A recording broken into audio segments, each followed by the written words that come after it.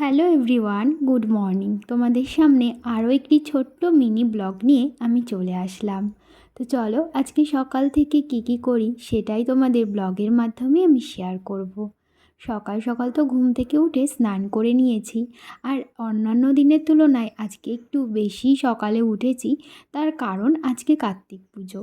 যদিও আমাদের বাড়িতে কার্তিক পুজো হবে না, আমাদের বাড়িতে পরপর 3বার কার্তিক পুজো হয়ে গেছে। তো আমি আজকে যাব আমার বাবার বাড়িতে, কারণ ওখানে আজকে কার্তিক পুজো আছে।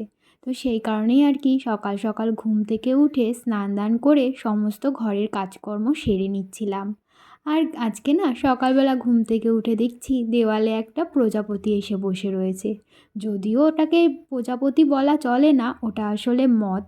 তো যাই হোক, সেটাই তোমাদেরকে এক ঝলক দেখিয়ে আমি কিন্তু চলে এসেছিলাম ওপরে ঠাকুরের কাছে, মানে ঠাকুর ঘরে আর কি।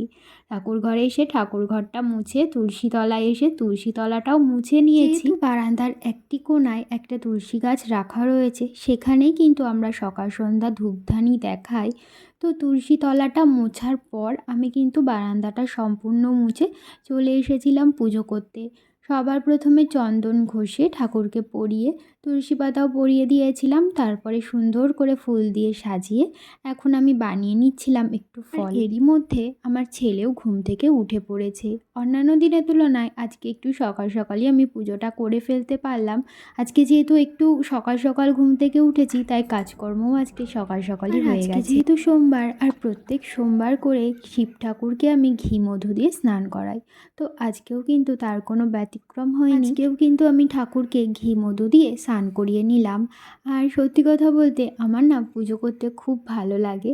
আমি কিন্তু রোজ দিন সকালবেলা স্নান করে উঠে পুজো করে তারপরেই সংসারের অন্যান্য কাজ করি। আর আমার পুজোর কাজ করতে খুব ভালো লাগে। ভিডিওটা এই পর্যন্তই, আবারও দেখা হবে নেক্সট ভিডিওতে।